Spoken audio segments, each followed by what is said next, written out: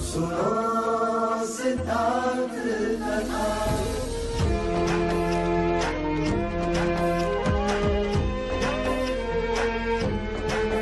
संसार में दुख का कारण क्या, संताप शोक का निवारण क्या। संसार में दुख का कारण क्या, संताप शोक का निवारण क्या। इस खोज में सब कुछ त्याग दिया, हर वैभव से वैराग लिया। वो सृष्टि से संयुक्त हुए, सिद्धार्थ से गौतम बुद्ध हुए।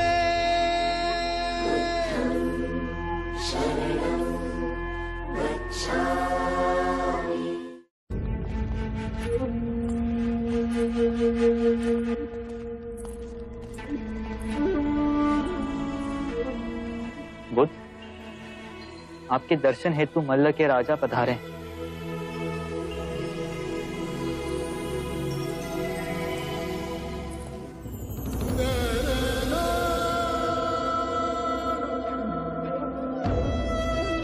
बुद्ध, इस मिट्टी से बने घरों के गांवों को आपकी उपस्थिति ने पावन कर दिया।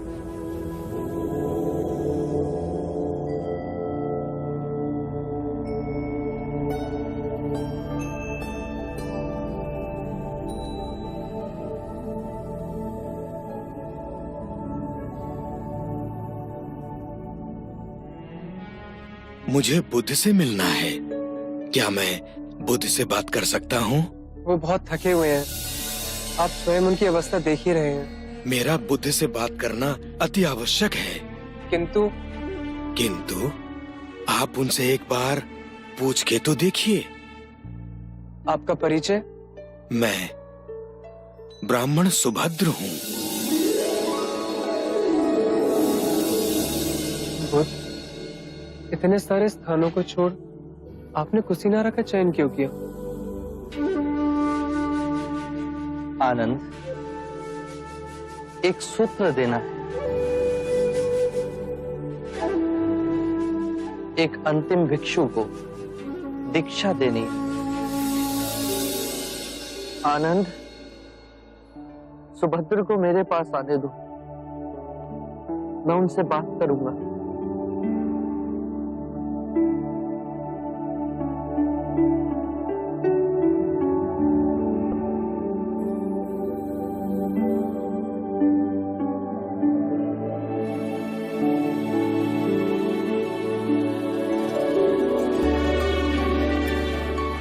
प्रभु, आपके ज्ञान की ओर मैं हमेशा आकर्षित हुआ, परंतु आपके दर्शन आज बड़े सौभाग्य से हुए।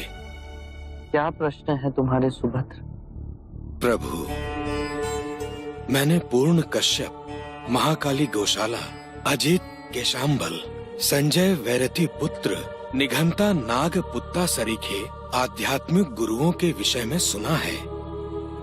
आपके विचार से इनमें से किसी ने संबोधि प्राप्त कर ली है? इन्हें संबोधि मिली या नहीं, ये जानना अब आवश्यक नहीं सुभद्र। मूल्यवान बात यह है कि मैं तुम्हें सद्धर्म का वो मार्ग दिखा सकता हूं जिससे तुम्हें संबोधि प्राप्त हो सकती है। नश्वर में अविनाश को देखना, दुख में सुख को देखना, अव्यक्ति में व्यक्ति को देखना, घृणा में सौंदर्य को देखना, यह ज्ञान मनुष्य को आहत कर विक्षिप्त कर देता है।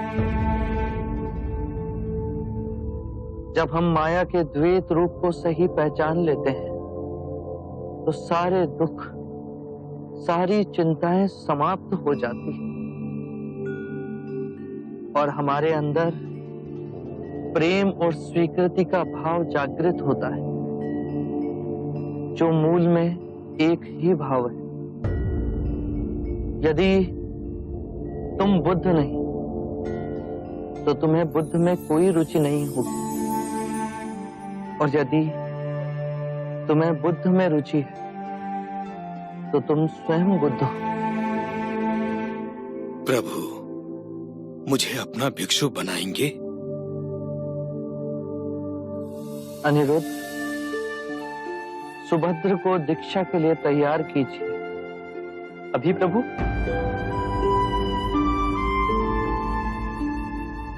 अभी इसी समय सुभद्र को दीक्षा दी जाएगी।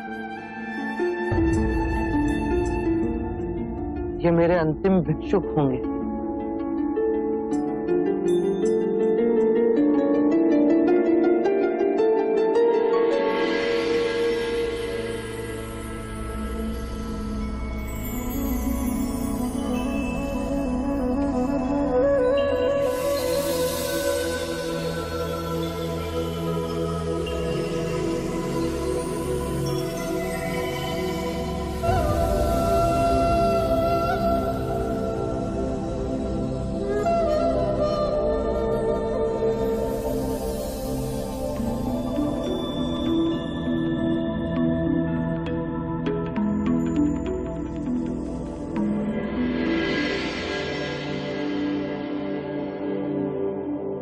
सुभद्र, जागने की क्षमता बुद्ध है। अपने अंतर बुद्ध को जगाना है। बुद्धम शरणम गच्छामि। जागा हुआ मनुष्य जिस पथ पर चलता है वो धर्म है। धम्मम शरणम गच्छामि। अपने संपूर्ण मन को एकाग्रित करना, उसे केंद्रित करना संघ। संघम शरणम गच्छामि।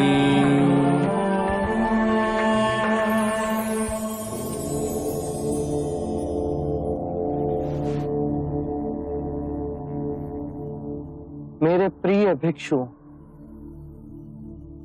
यदि धर्म के मेरे मार्ग में कोई भी संशय, कोई भी जटिलता है तो यही समय है पूछने का। इस अवसर को ना गंवाना।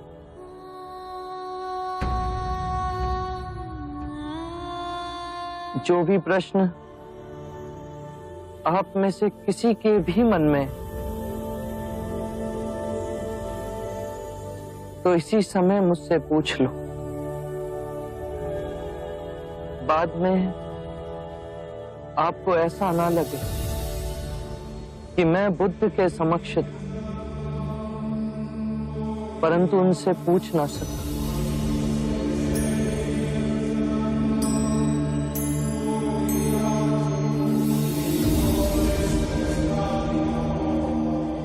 मेरे प्रिय भिक्षु,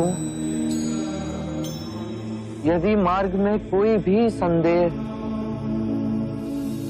तो उसका निवारण करो।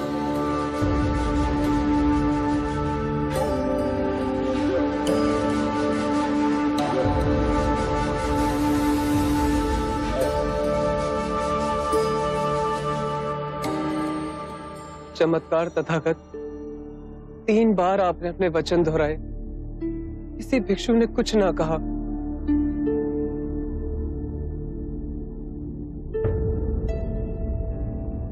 मुझे विश्वास है भिक्षुओं पे, मुझे विश्वास है संघ पे। सबने तथागत के सूत्रों को पूर्णतः समझा। किसी के हृदय में आपके दिखाए परम ज्ञान के मार्ग के प्रति कोई संशय, कोई जटिलता नहीं। उस पे चल सब निर्वाण को प्राप्त होंगे। आनंद, तुम अपने विश्वास की बात करते हो, किंतु मैंने अपना जीवन पूर्ण ध्यान से जिया। मैं जानता हूं कि यहां बैठे सभी भिक्षुओं को त्रिरत्नों में गहन निष्ठा है।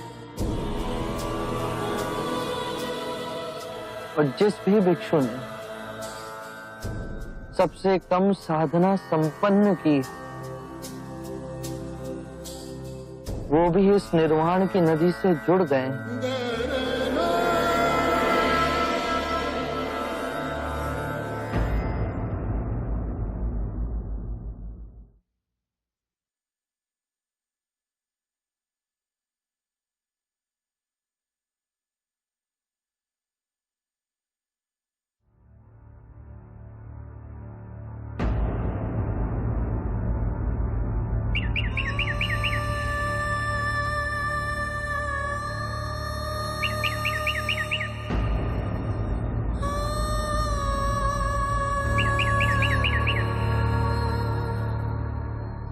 मेरे प्रिय भिक्षु, ये मेरी अंतिम दीक्षा।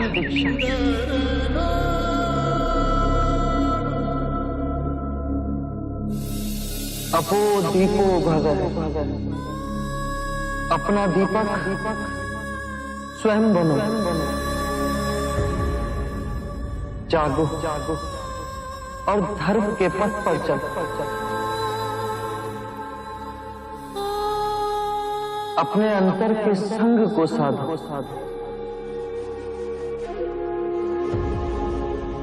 स्वयं अपनी शरण में जाना,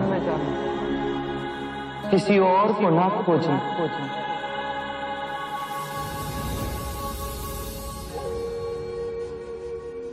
जो है सब अस्थिर है, उसके बीच में स्वयं को स्थिर रखना। परिश्रम से निरंतर संघर्ष करना, कभी हार न मानना।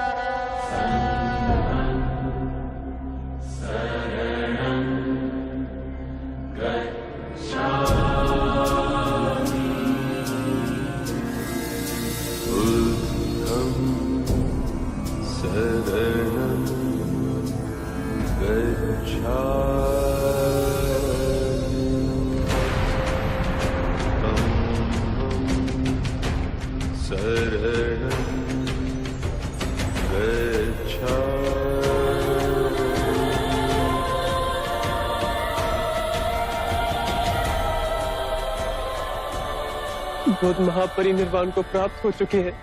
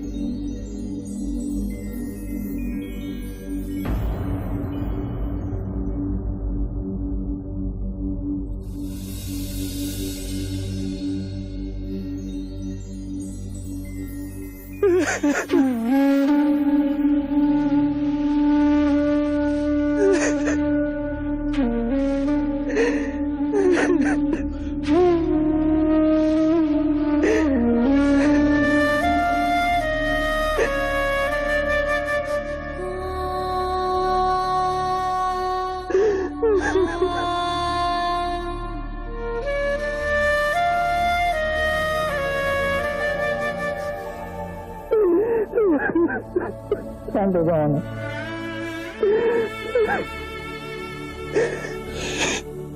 मैं बुद्ध का उत्तरदायित्व संभालना है और उनका अंतिम संस्कार करने के लिए हमें उन्हें कुशीनारा ले जाना होगा।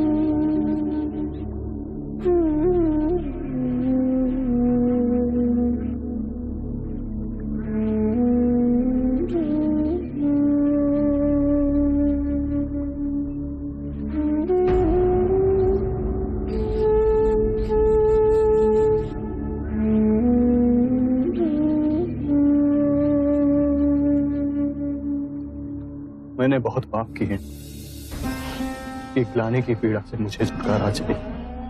यदि ग्लानि तुम्हें दबोचे हुए तो उसके कारण बिंदु तक पहुंचो। आजाद शत्रु, जब आंखें खुली तभी सवेरा हो जाता है। स्वयं को सुरीला बनाओ। जब सुरीले हो जाओगे तो अपने अंदर धर्म का उदय पाओगे और उस धर्म से ब्राह्मण, मंत्रीगण, गृहपति सब कंपित होंगे, सब तरंगित होंगे। और जब वो धार्मिक हो जाएंगे तो सारी प्रजा धार्मिक हो जाएगी।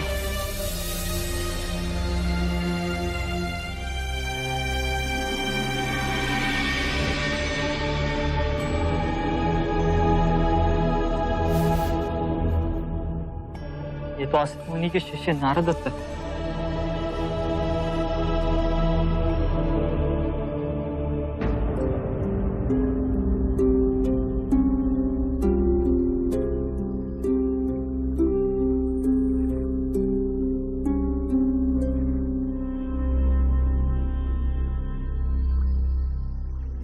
असित मुनि की भविष्यवाणी सत्य हुई।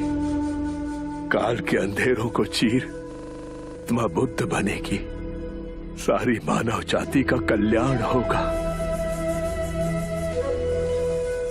सिद्धार्थ से बुद्ध की यात्रा मैंने अपनी आंखों से देखी है।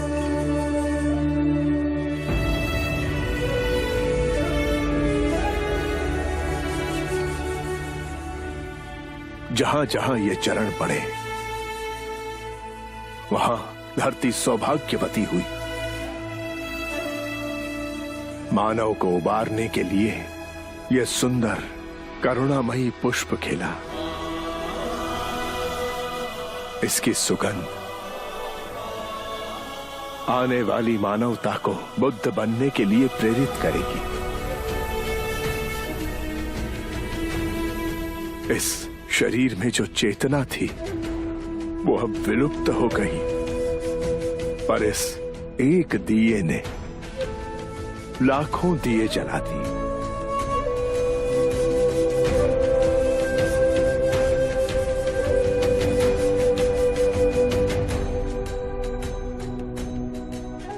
पूर्ण संसार का अहोभाग्य बुद्ध कुछ समय हमारे साथ पधारे।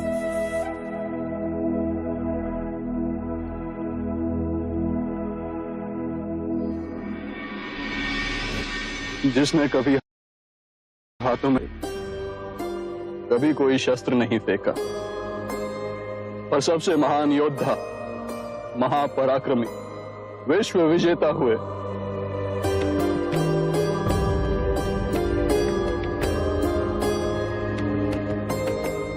एक नए समाज का आह्वान करने वाले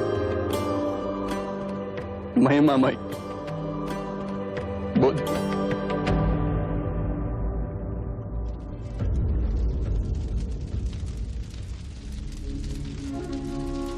आनंद, बुद्ध को मुखाग्नि देने का समय आ गया है।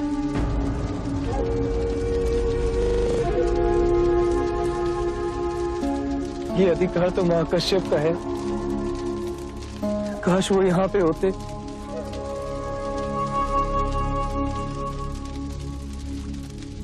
वो देखो महाकश्यप आ गए।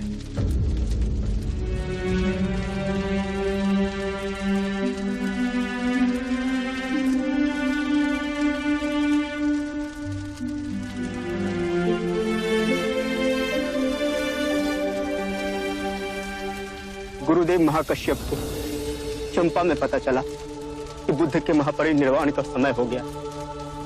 6 दिन और 6 रातें बिना रुके चलते हुए यहाँ पहुंचे। बुद्ध की कृपा कि उनके दर्शन महाकश्यप और हम सबको मिले।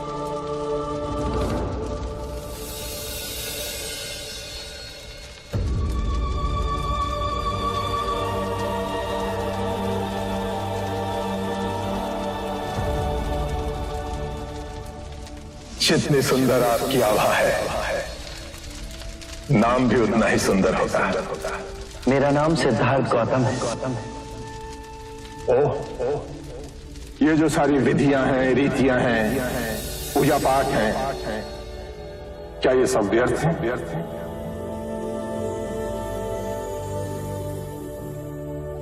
यदि कोई व्यक्ति इस नदी के दूसरे किनारे पर जाना चाहे तो वो क्या करे? यदि जल गहरा नहीं है तो वो चलकर जा सकता है, और यदि जल गहरा है तो वो नाव की सहायता से जा सकता है या स्वयं तैरकर जा सकता है। यदि वो चलना ना चाहे और ना ही तैरने को तैयार हो और ना ही नाव ले जाने को तैयार हो, और वो कहे कि मैं प्रार्थना करता हूं इस नदी का दूसरा किनारा स्वयं चलकर मेरे पास आ जाए, तब तो ऐसे व्यक्ति को मूर्ख कहेंगे, महामूर्ख। इसी प्रकार यदि व्यक्ति अज्ञान और भ्रांति को अपने विवेक से मिटाएगा नहीं तो परम आनंद और मुक्ति के दूसरे छोर पे कैसे पहुंच पाएगा? चाहे वो पूजा करे या अनुष्ठान या व्रत करे या किसी नीति पर चले, वो इस किनारे ही रहेगा। हमने सारे शास्त्रों को पढ़ा, उन पर व्याख्या की, परंतु जीवन के इतने जटिल सत्य को इतनी सरलता से किसी ने नहीं समझाया, किसी ने नहीं समझाया। आप इस भटकती मानवता को परम ज्ञान का मार्ग दिखाएंगे। आप करुणा के सागर हो। हे बुद्ध, आप हमें अपना अनुयायी स्वीकार करें।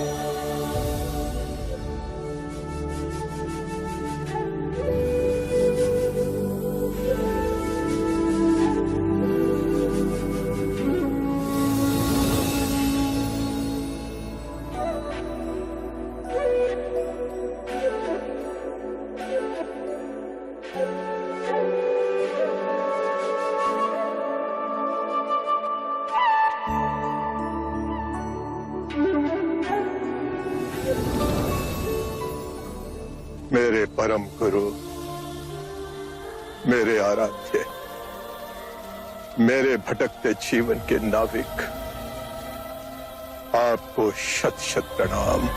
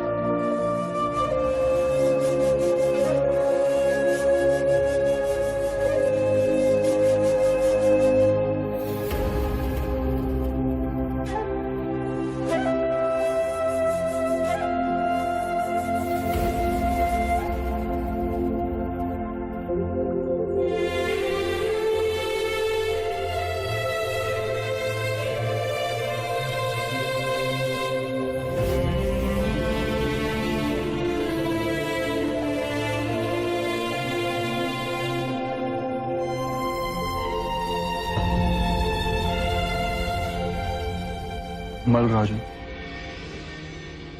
मैं बुद्ध के अस्थि कलश को मगध ले जाना चाहता हूं। मेरी इच्छा है कि इस अस्थि कलश पर मैं एक विशाल स्तूप का निर्माण करूं। ये अस्थियां तो हमारी हैं, महाराज अजात शत्रु।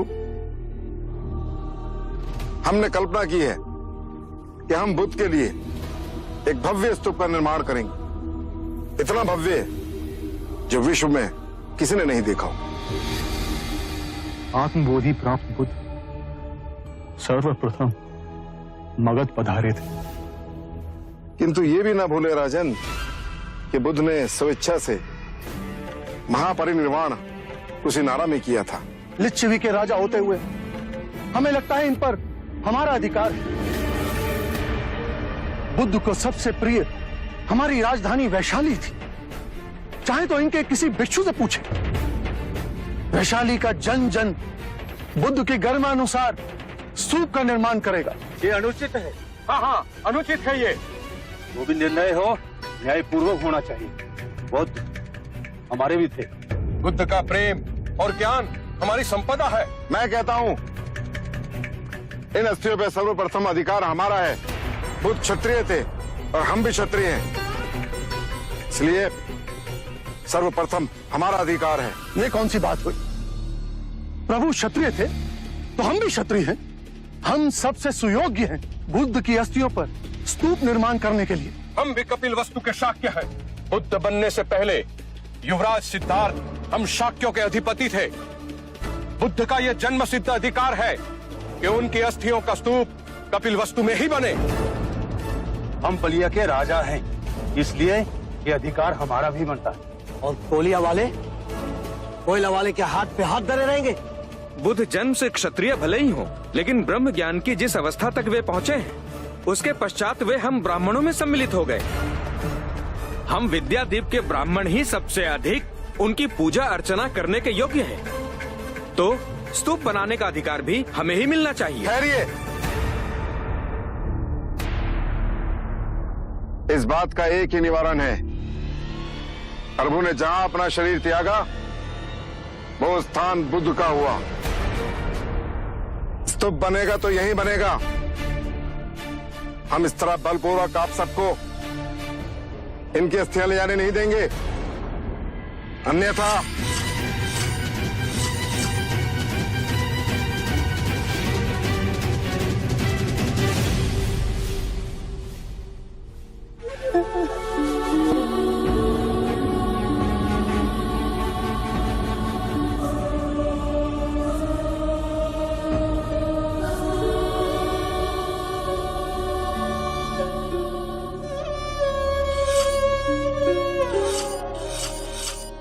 आप सब हमें क्षमा कीजिए।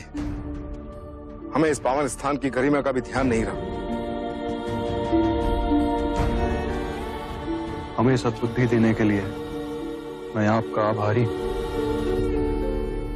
किंतु इस विवाद का हल इतनी आसानी से नहीं निकलेगा।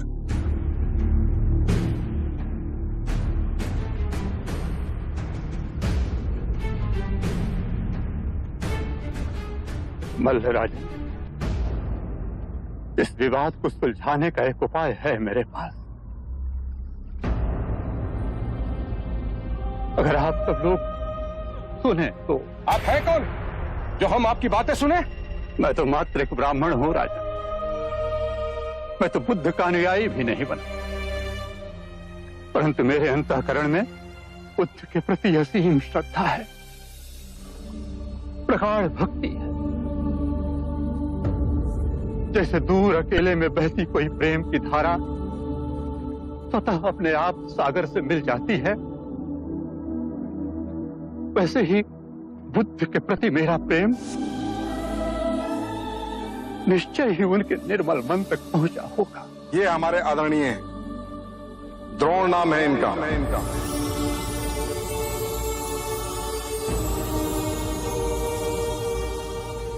इतने सारे स्थानों को छोड़ आपने कुशीनारा का चयन क्यों किया?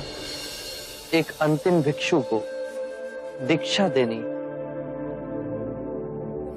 और ब्राह्मण द्रोण भी यहाँ रहते हैं। वो हर उठे हुए विवाद को सुलझाएंगे। मुझे स्पष्ट कर कहिए बुद्ध। आने वाला समय सब स्पष्ट कर देगा।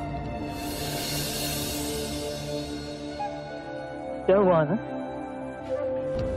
बुद्ध ने समय से आगे जा कहां तक देखा। बुद्ध की कही एक एक बात सत्य हुई। कहिए द्रोण, हम सबको इस परिस्थिति से निकालने के लिए तुम्हारे पास क्या सुझाव? राजन, बुद्ध ने तो सदैव शांति और स्नेहशीलता का संदेश दिया है। ऐसे विशाल व्यक्तित्व के अस्थियों के लिए आप लोग इस प्रकार से आपस में कलह करें, यह उचित तो नहीं है। अभी तो उनकी चिता की राख ठंडी भी नहीं हुई है,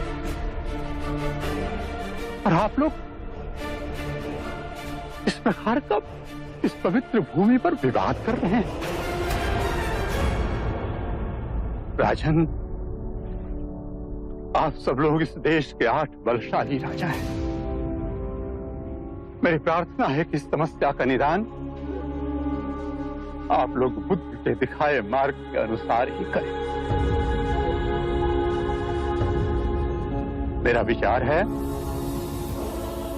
कि आप 8 राजा बुद्ध की अस्थियों को 8 भागों में बांटें।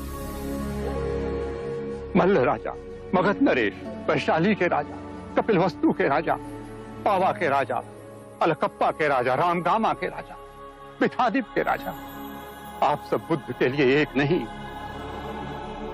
अपने अपने स्थानों पर अलग अलग 8 स्तूपों का निर्माण कीजिए। 8 भव्य स्तूप जो बुद्ध की वाणी और उनकी स्मृति को समस्त संसार में व्याप्त कर दें।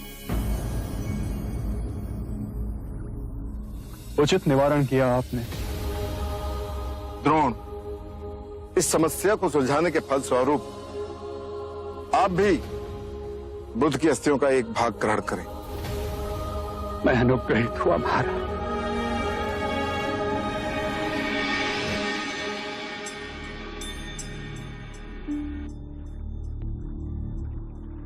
आप आनंद हैं। आपके प्रेम और निष्ठा की चर्चा तो आज कण कण में व्याप्त है। आप द्रोण हैं। आप आएंगे इसकी सूचना पहले ही बुद्ध से मिली थी। मैं ही अज्ञानी समझ ना सका। लाई, यह अस्थि कलश हमें दे दीजिए। हम इसे 9 भागों में बांटें। राजगृह में मगध के राजा इस पर स्तूप बनाएंगे। वैशाली में लिच्छवी नरेश स्तूप का निर्माण करेंगे। कपिलवस्तु में शक के राजा इस पर स्तूप बनाएंगे। अलकप्पा में बलिया के राजा स्तूप बनाएंगे। रामगामा में कोलीय राजा स्तूप बनाएंगे। विथादीप में विथा जनमानस स्तूप का निर्माण करेंगे। मल्ल राजा कुशीनारा और पावा में स्तूप बनाएंगे।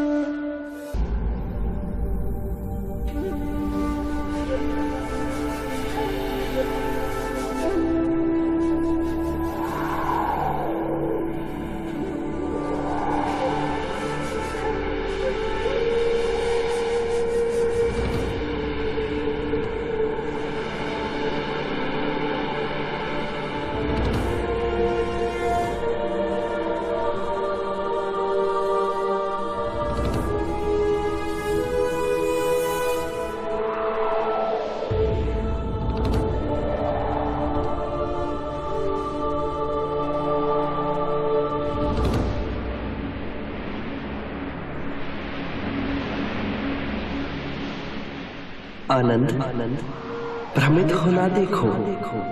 बुद्ध हर स्थान पे है। इस पत्ते में, नदी के इस बहाव में, इन सूर्य की किरणों में। तुम्हें छूती वायु मेरा आशीर्वाद ही तो है आनंद। मैं इस मिट्टी में भी बसा हूं।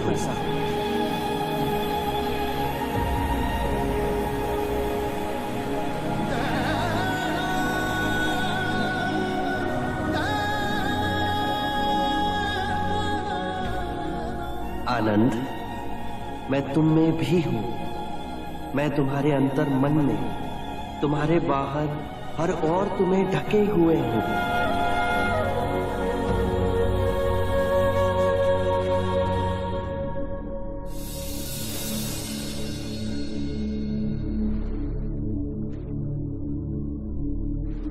लोग कहते हैं पानी पे चलना या वायु पे चलना चमत्कार है। बुद्ध ने कहा इवाम मी सुतम, सबसे बड़ा चमत्कार ना पानी पे ना ही वायु पे चलना है, अपितु पृथ्वी पे चलना है। हर दिन हमारे चारों ओर चमत्कार घटित हो रहे हैं, पर हम उन्हें नहीं देखते। नीला आकाश, श्वेत बादल जो हर क्षण अपने आकार बदलते हैं, पेड़ों को ढके कितने अनोखे प्रकार के पत्ते, एक छोटे शिशु की काली जिज्ञासु आंखें, यही जीवन के चमत्कार हैं। बुद्ध के प्रेम और करुणा के दिखाए मार्ग पे फिर असंख्य शुद्ध आत्माएं चल पड़ी। ये पैरों के निशान भारत से हो Sri Lanka, Nepal, Tibet, China, Myanmar, Indonesia, Vietnam, Japan और फिर विशाल सागर की दूसरी ओर अमेरिका में उभरते हैं, पृथ्वी को अपनी बाहों में समेटे हैं। 2500 वर्ष पहले बुद्ध इस पृथ्वी को आनंदित कर गए। उनकी उपस्थिति आज भी है और अनंत काल तक रहेगी। अपो दीपो भव, अपना दिया स्वयं बनना, अपने बुद्ध को पहचानना। जागो और धर्म के मार्ग पे चलो, अपने अंतर के संग को साधो, अपनी शरण में जानो, किसी को ना खोजना। जो है सब अस्थिर है, उसके बीच स्थिर रहना, परिश्रम से निरंतर संघर्ष करना, कभी हार ना मानना। बुद्धं शरणं गच्छामि, धम्मं शरणं गच्छामि, संघं शरणं गच्छामि, बुद्धं शरणं गच्छामि।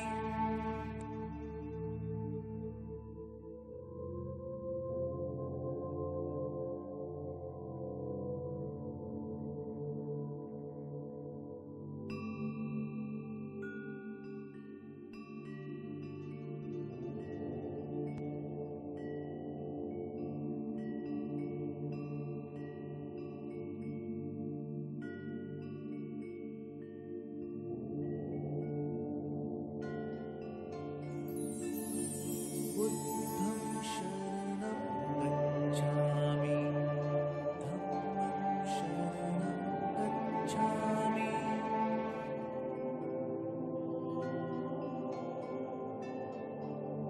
संघं शरणं गच्छामि, बुद्धं शरणं गच्छामि।